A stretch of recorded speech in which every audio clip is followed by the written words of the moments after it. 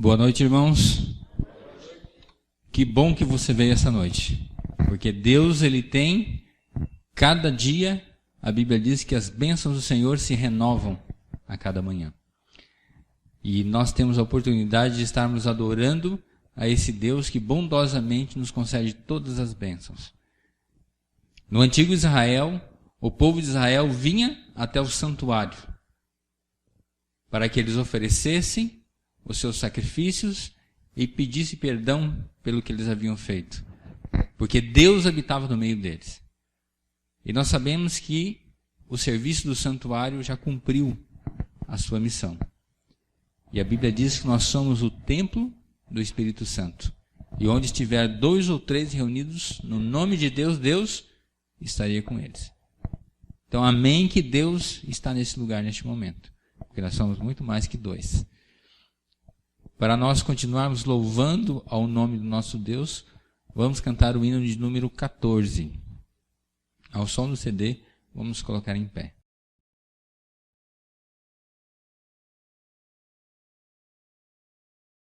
Vamos colocar ajoelhados para nós falarmos com o nosso Deus?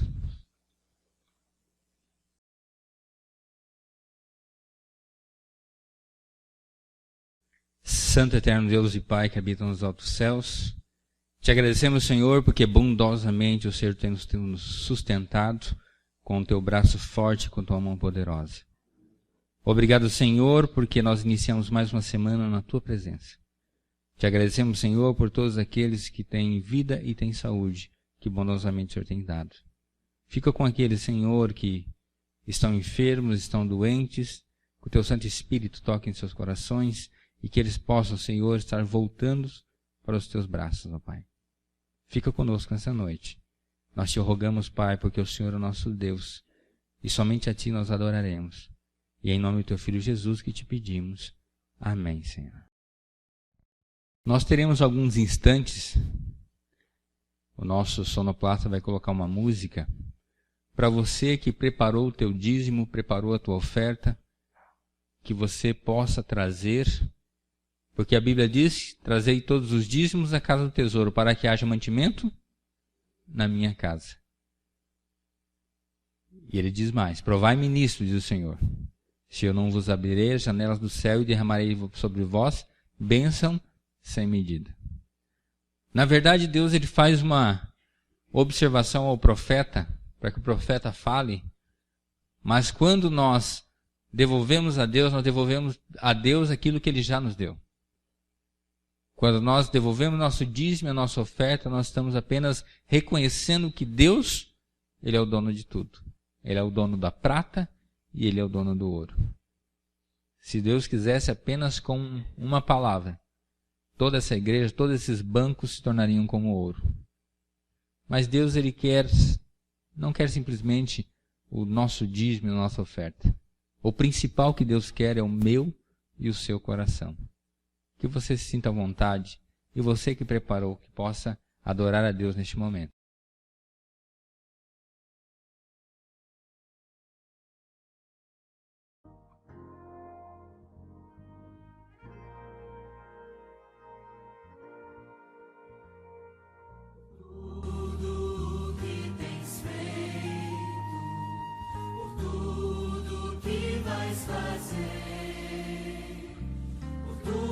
Promessas e tudo que és, eu quero te agradecer por todo o meu ser.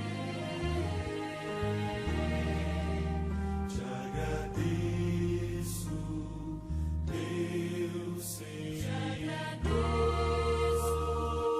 meu Senhor. Te agradeço,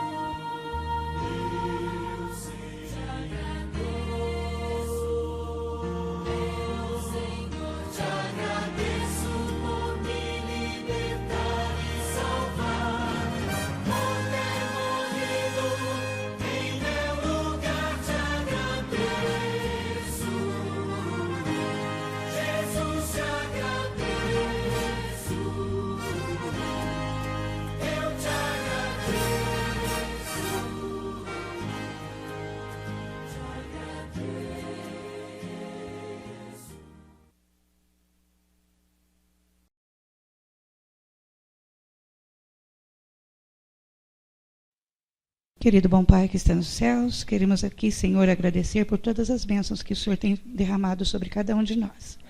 Agradecer também, Senhor, porque hoje cada um de nós trouxemos as nossas ofertas, os nossos dízimos, isso nós devemos ao Senhor. Querido Pai, que o Senhor possa continuar abençoando a cada um de nós, que nunca falta o pão no nosso lar, o alimento no nosso dia a dia. Que as suas bênçãos possam ser derramadas a cada família aqui representada. Queremos agradecer também, Senhor, porque o Senhor bondosamente nos trouxe até a sua santa casa de oração e que o Senhor possa estar conosco mais esse dia, mais essa noite aqui. Agradecemos no doce nome de Jesus. Amém.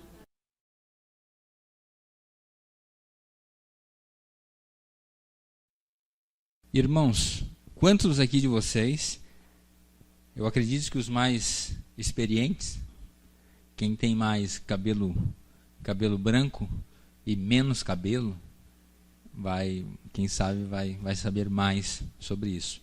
Gostaria que você levantasse a mão. Quantos de vocês já ouviram falar sobre a palavra de sina? Uma pessoa dizer assim, não, isso era a sina da pessoa. Bastante, né? Bastante. Vocês perceberam, né? Quem tem cabelo mais branco, levantaram a mão. Quem tem cabelo menos branco e mais cabelo, não levantaram tanto a mão. Mas quando nós falamos sobre sina, antigamente meu pai falava. Alguém tinha algum problema lá, alguém falava, olha, alguém estava viajando com o caminhão, bateu o caminhão e morreu. Vou dizer, mas era a sina dele. Era a sina dele que ele morresse de caminhão. Isso sina é apenas um vocabulário que os antigos usavam. Mas nós conhecemos isso hoje pelo nosso vocabulário do português, pelo nosso dicionário, chama-se predestinação. Predestinação, o que é? A teoria da predestinação diz o seguinte, que você vai nascer e você, quando você nasce, já está escrito, já está detalhado como você vai morrer. Não, você vai nascer, você vai crescer, você vai estudar e vai morrer com 20 anos. Ou vai com 30, ou com 40, ou com 100. E exatamente o quê? A forma que você vai morrer. Se vai ser atropelado, se vai ser infarto, se vai ser... Entendeu? Então, muitas pessoas acreditam nisso. E o meu pai, ele acreditava, antes dele conhecer a verdade. Mas nós o quê? Nós compreendemos o que a Bíblia nos fala sobre predestinação, sobre sina. Será que nós nascemos e nós já está escrito lá com quem a gente vai casar? Quantos anos a gente vai casar, se vai ficar bem ou não? Se a gente vai largar da esposa ou do marido? Se a gente vai... Todas as coisas da nossa vida estão escritas ou não? A Bíblia é bem clara quando ela coloca o quê? Só existe um tipo de predestinação na Bíblia. E é o que nós vamos estudar hoje. Hoje nós vamos abordar um tema que é um tema um pouco polêmico. De repente eu não seria a pessoa mais qualificada. Mas, no entanto, eu vou levantar a questão, vamos conversar, vamos discutir, e se eu estiver errado, vocês me ajudem. E quem sabe um dia a gente pega uma pessoa mais, como dizia um amigo meu falecido já, irmão Pedro Ramos, ele dizia uma pessoa mais tarimbada. Então eu gostaria de colocar para vocês que predestinação na Bíblia não existe. Se a pessoa acredita em predestinação, ele não pode acreditar na Bíblia. Porque a Bíblia não dá fundamentos para que você acredite em predestinação. Da forma que as pessoas acreditam e da forma que os antigos também acreditavam. Gostaria que vocês abrissem suas Bíblias lá em 1 Timóteo, capítulo 2, versículo 4. 1 Timóteo 2, 4.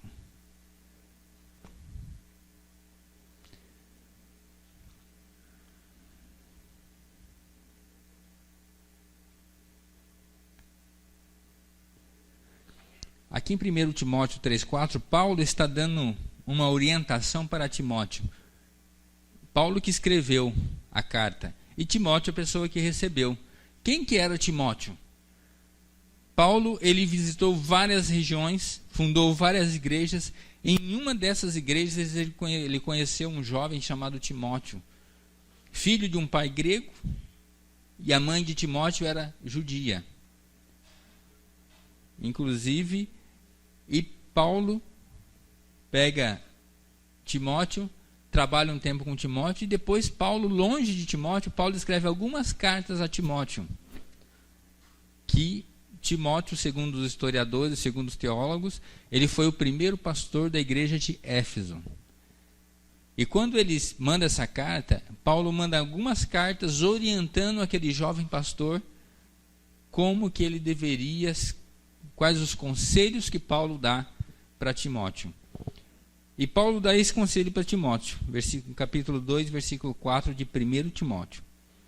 E ele diz o seguinte, vamos no versículo 3. Isto é bom e aceitável diante de Deus, nosso Salvador, o qual deseja que todos os homens sejam salvos e cheguem ao pleno conhecimento da verdade. Depois ele continua, porque há um só Deus e um só mediador entre Deus e os homens, Cristo Jesus, homem. Então nós observamos aqui que a vontade de Deus é que todos os homens sejam salvos.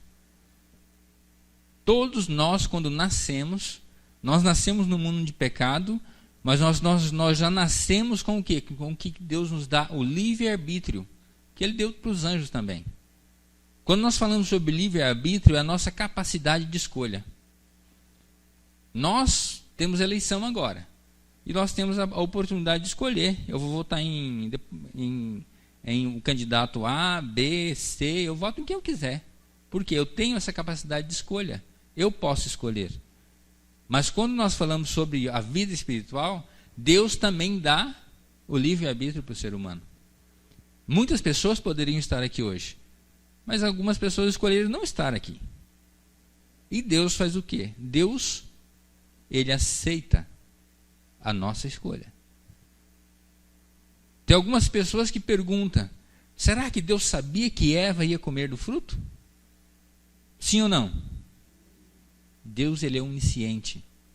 Ele sabe todas as coisas. Mas, no entanto, a escolha foi de quem? Foi de Eva. Adão e Eva, eles tiveram a escolha. Deus disse, olha, está vendo aquela árvore? A árvore do conhecimento do bem e do mal? Dela, vocês não podem comer do fruto. Vocês podem comer do resto tudo.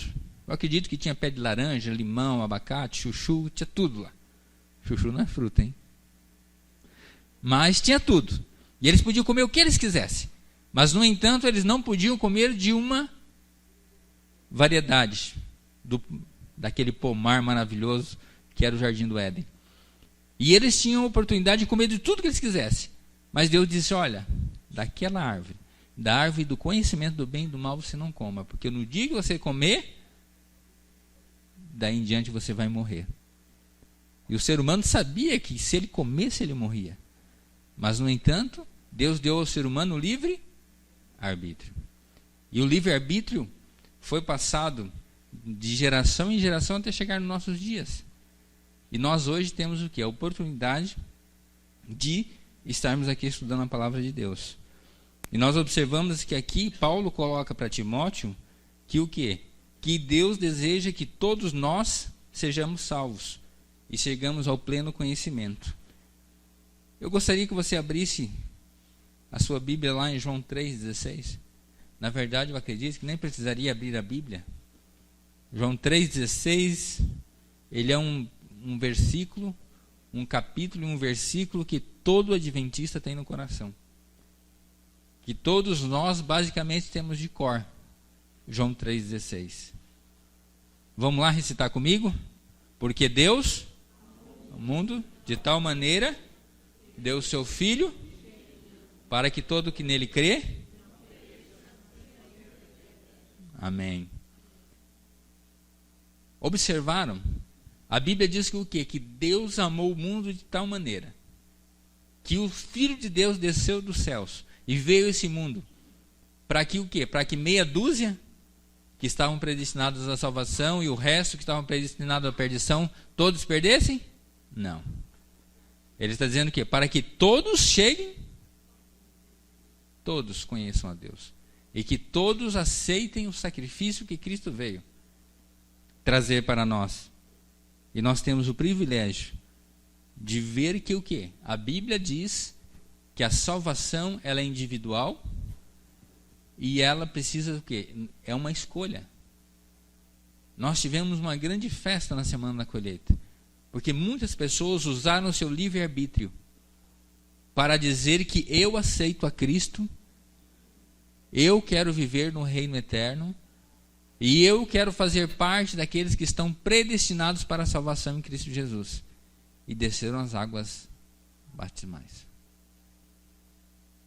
E nós observamos que a nossa capacidade de escolha, ela influencia na minha vida espiritual.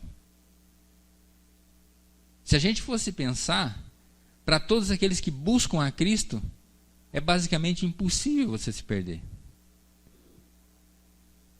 Porque assim, se você... A Bíblia diz que Jesus é o nosso advogado. Digamos que nós estivéssemos andando na rua lá, e nós passamos num radar. E daí vai vir uma multa para nós. E daí nós temos que fazer o quê? Nós quebramos uma lei. Mas quando Jesus diz lá em João 3,16, é como se dissesse assim, não tem problema não. Os pontos na carteira e a multa que você vai pagar em espécie, em dinheiro, os pontos vai para a minha carteira e a multa quem paga sou eu. E nós observamos que o quê? Tudo isso Deus faz para nós por amor. Por isso que a Bíblia diz que Deus amou o mundo de tal maneira. E quando nós falamos sobre esse amou o mundo de tal maneira, o nosso vocabulário português não consegue exprimir a palavra amor. Porque hoje é muito fácil. As pessoas dizem, eu amo a minha namorada, eu amo meu namorado, eu amo meu noivo, eu amo a minha noiva. Mas é um amor assim, que nós não conseguimos entender. Deus ele usa duas palavras, melhor, a Bíblia usa duas palavras para identificar o amor. Nós não vamos entrar nesse assunto hoje. Mas só para você dizer, Jesus perguntou 3 vezes para Pedro se Pedro amava Jesus. Vocês sabem por que Jesus perguntou 3 vezes para Pedro? Porque Pedro não respondia a pergunta de Jesus. Se você for olhar nos originais, em grego, que foi escrito no Novo Testamento, você vai ver que Jesus pergunta para Pedro, Pedro, tu me amas? E no original Pedro diz assim, Senhor, eu gosto muito do Senhor, o Senhor sabe disso. Pedro não respondia, porque Jesus perguntava se Pedro amava Jesus com o amor que Jesus tinha. E Pedro era humano. Jesus era homem, Deus. E Pedro era humano. E Pedro dizia, no nosso vocabulário, vira tudo amor. Por isso nós não compreendemos. A gente fica olhando e pensando, mas será que Deus não entendeu que Pedro já respondeu 2 vezes? Jesus está duvidando de Pedro?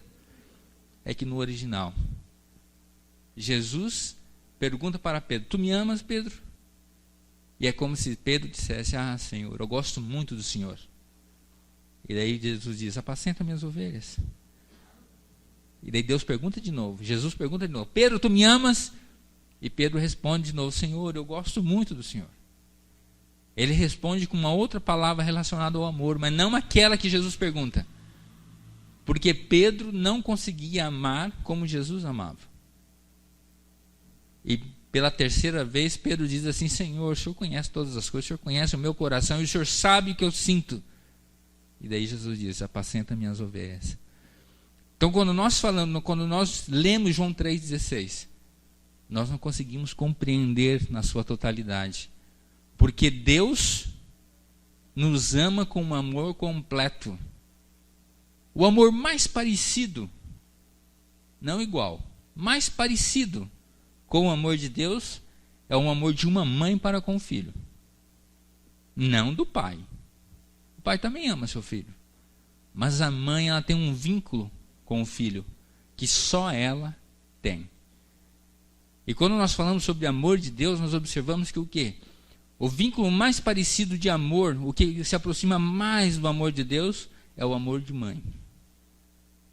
Por isso que às vezes nós lemos, porque Deus amou o mundo de tal maneira que deu seu Filho. Nós decoramos, mas na verdade a nossa mente pecaminosa, nossa mente humana, não consegue compreender. Mas um dia, quando Jesus vir a este mundo, transformar esse corpo nosso corruptível e nos dar uma mente semelhante à mente dos anjos, daí nós vamos compreender. Daí nós vamos olhar e dizer, olha, mas como que nós não compreendíamos isso? E agora nós estamos compreendendo? Porque nós seremos transformados. Abra sua Bíblia lá em Ezequiel 18. Ezequiel 18.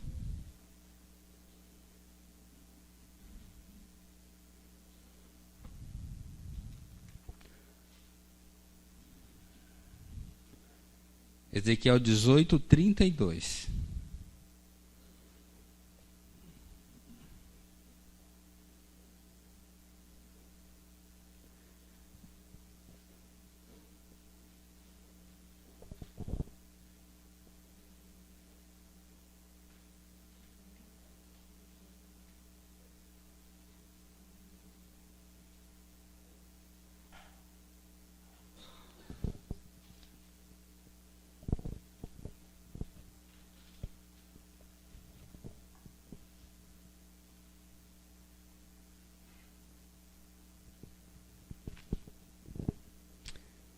Ezequiel 18, 32 diz o seguinte: porque não tenho prazer na morte de ninguém, diz o Senhor Deus. Portanto, convertei-vos e vivei. E nós observamos que o quê? Deus, Ele nos dá a oportunidade da gente escolher.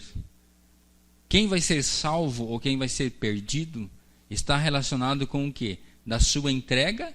A Bíblia diz, aquele que for batizado será salvo. Porém, aquele que não for batizado será condenado. E nós observamos que o quê? Que existem alguns critérios.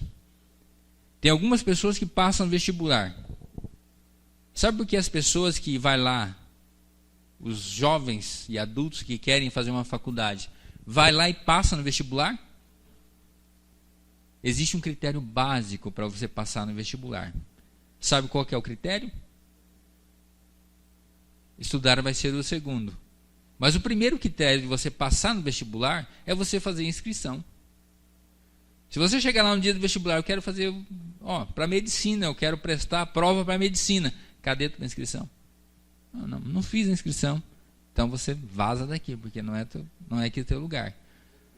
E quando nós tomamos a decisão de estar com Cristo, e quando nós nos batizamos, é como se a gente fizesse uma inscrição para o céu. E a prova que nós teremos é o que? A nossa comunhão com Cristo. Mas só que é tão fácil, porque Jesus já veio e já pagou o preço. Nós teremos que fazer o que? Apenas sermos fiéis a Deus. Quando nós falamos sobre fidelidade, semana passada nós tivemos aqui o pregador Mirim e os nossos 2 adolescentes, eles falaram sobre o que? Fiel a toda prova. E existem alguns personagens que foram fiéis a toda prova. Nós não vamos entrar na questão hoje, porque a gente não tem tempo. Mas quando nós falamos sobre fidelidade, a minha mente volta lá no passado, lá em Babilônia, onde 3 hebreus, chamados pelo nome babilônico de Sadraque, Mesaque e Abdenego, o rei fez uma grande estátua, porque ele tinha tido um sonho antes. Nós conhecemos a história. O Filho de Deus foi lá e deu o significado do sonho de Nabucodonosor, de uma estátua que tinha cabeça de ouro, tinha o tórax de prata, depois tinha a cintura de bronze, depois ferro, e depois barro misturado com ferro. E Nabucodonosor diz o seguinte: não, eu vou fazer uma estátua que ela vai ser inteira de ouro, não vai ser só a cabeça, porque o meu reino, ele é o mais poderoso, porque o Deus do céu me revelou isso, e o seu servo me deu a interpretação do sonho. E eles montaram uma estátua muito grande. E eles combinaram o seguinte: vamos tocar alguns instrumentos musicais aí. Quando tocar os instrumentos musicais, todo mundo se prostra perante a estátua. Mas havia 3 pessoas que tinham vindo cativos de Babilônia, do povo de Israel. E aqueles 3 jovens, que eram amigos de Daniel também, mas a Bíblia não cita Daniel nesse acontecimento. Diz que quando a estátua levantou, todo mundo tocou os instrumentos, todo mundo se ajoelhou. E quando todo mundo se ajoelha, as pessoas olham assim, todas as cabeças bem baixinho, mas tem 3 pessoas que se destacam porque estão em pé. O rei nem viu aquelas pessoas, a Bíblia não deixa claro se o rei viu ou não viu. Mas sempre tem aquele fofoqueiro. Satanás sempre traz o que? Intriga. E alguém foi lá e disse: ó rei, o senhor não disse que era para ser assim? Que quando tocasse um instrumento todo mundo tinha que se ajoelhar? Sim, eu assinei o decreto, está lá o meu selo lá, o meu anel lá como selo. Pois é, mas teve 3 hebreus aí que foi vindo cativo lá de Israel, e os caras não estão em pé lá.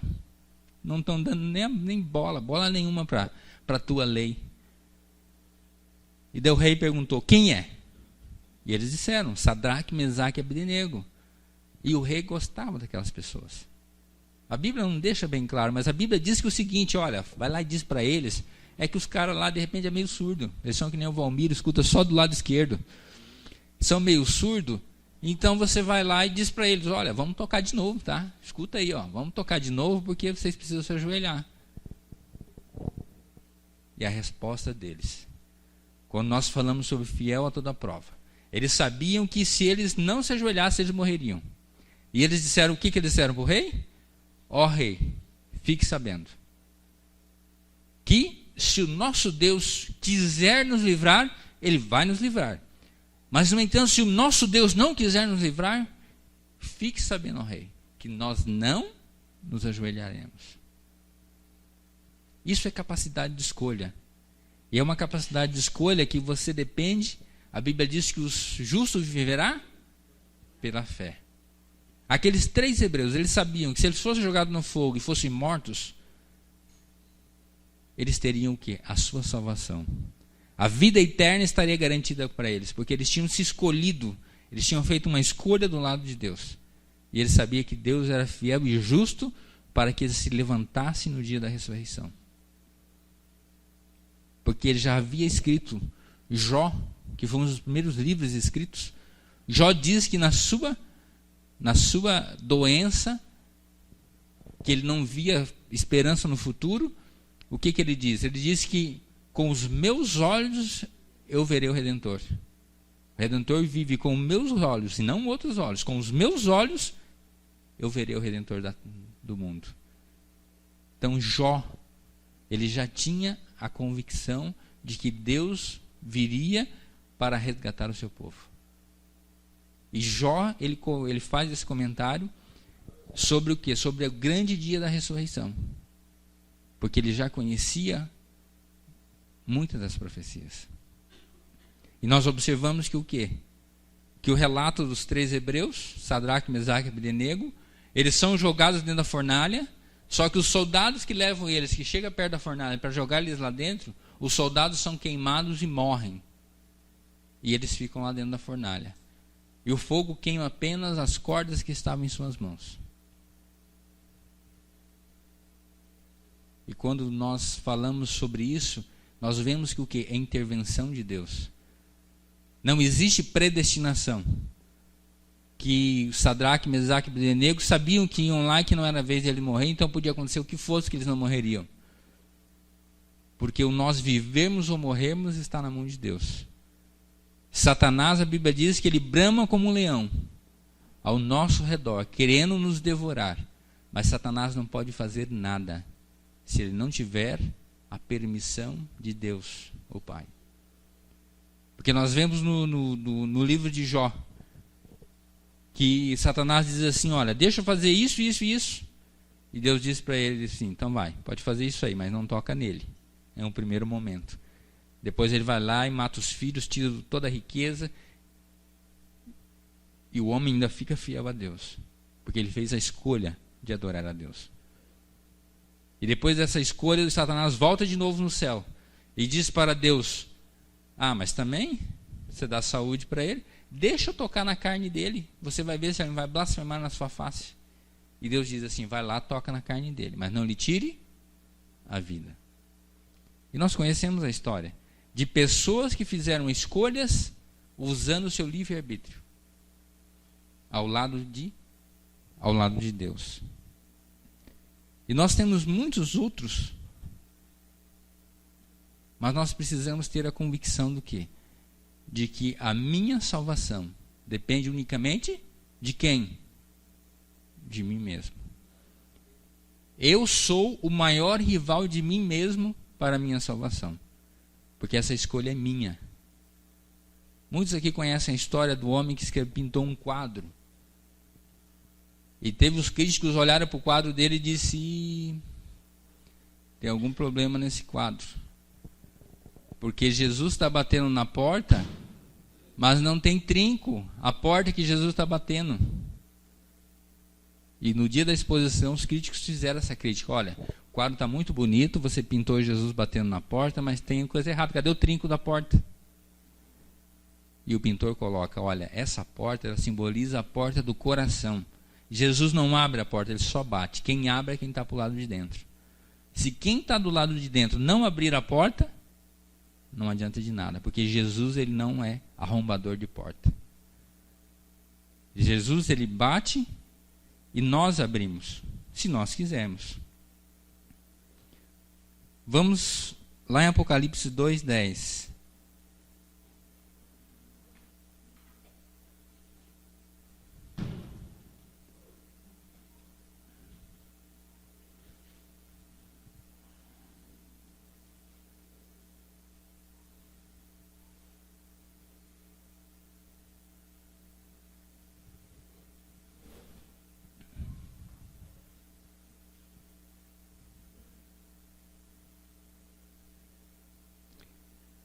Não temas as coisas que têm de sofrer. Eis que o diabo está para lançar em prisão alguns dentre vós, para ser dispostos à prova. E tereis tribulação de 10 dias. Sê fiel até a morte, e dar-te-ei a coroa da vida.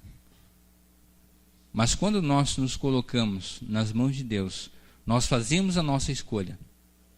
E nós ouvimos a palavra de Deus: sê fiel até a morte, e dar-te-ei a coroa da vida. E algumas pessoas pensam: mas quanto que é esse ser fiel até a morte?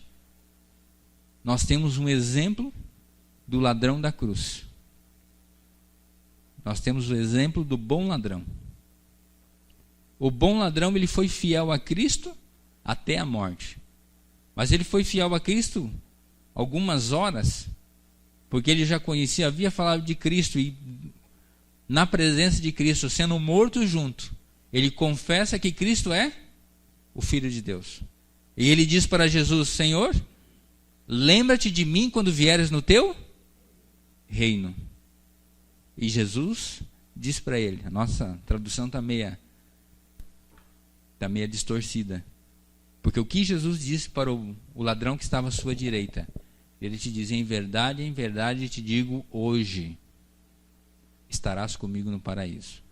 Jesus garantiu para aquele ladrão que fez a sua escolha. Ele já conhecia sobre Jesus, porque ele já havia ouvido falar de Jesus. E ele olha para Jesus, porque o outro ladrão estava falando mal de Jesus. O outro ladrão estava falando: mas tu não és o Filho de Deus? Desce da cruz e tira a gente daqui também, se você tem poder para isso. E o outro ladrão, o ladrão bom, diz: você não teme a Deus? Nós estamos aqui porque nós somos ladrão, nós pecamos, nós roubamos, estamos morrendo porque nós fizemos errado. Mas esse homem nada fez.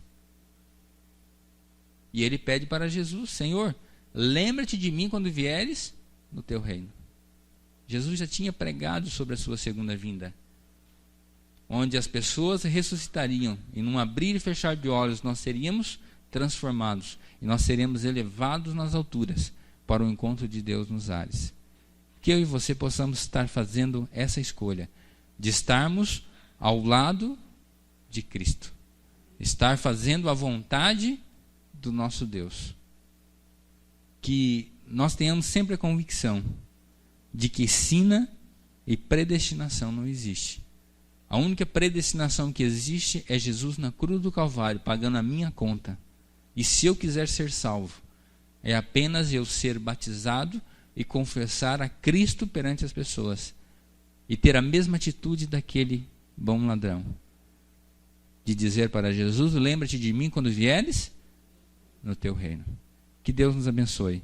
Que nós possamos voltar para os nossos lares e possamos ter uma nova semana, desconhecida para nós, mas que Deus mande o seu anjo, que prepare o caminho, para que nós possamos, naquele grande dia, nos encontrarmos com o nosso Senhor. Vamos colocar em pé e vamos cantar o hino de número 270.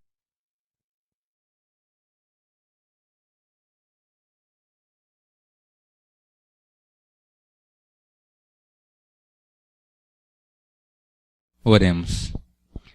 Grandioso e eterno Deus e Pai que habita nos altos céus, que o Teu Santo Espírito, Senhor, trabalhe na nossa mente e no nosso coração, para quando nós formos fazer, Senhor, o uso das escolhas que o Senhor nos concede, do livre-arbítrio, que nós possamos estar fortalecendo a nossa fé e que nós possamos estar dia após dia, Senhor, fazendo escolhas ao Teu lado. Te pedimos, ó Pai, perdoa nossos muitos pecados, salva-nos para o Teu reino, e quando vier nas nuvens do céu, ó Pai, que nós possamos levar nossas cabeças e dizer, eis o nosso Deus, a quem nós aguardávamos.